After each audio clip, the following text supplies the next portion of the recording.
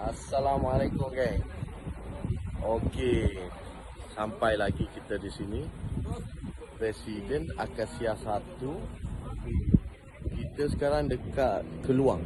Okey, Keluang Johor lah kalau Keluang ni. Okey.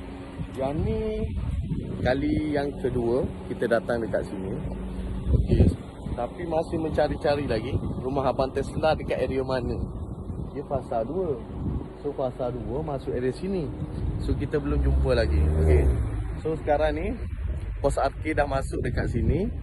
Dah 2 kali lah. Okey.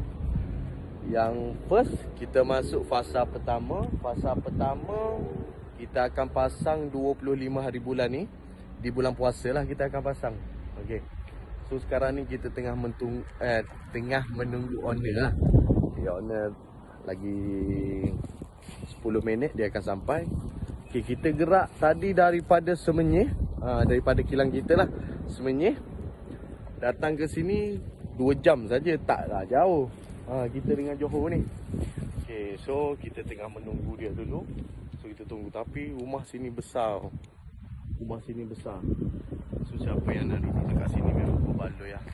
Sebab harga dia baru 300,000 lebih lah. So berbaloi sangat lah.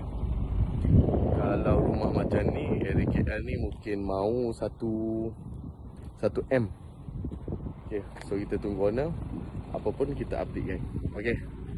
So yang mana berminat, seluruh Semenanjung Malaysia kita cover RK Cabinet Design Ideas cover seluruh Semenanjung Malaysia dan juga termasuk Sabah Sarawak geng.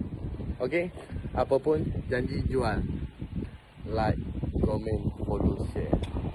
Do, ciao.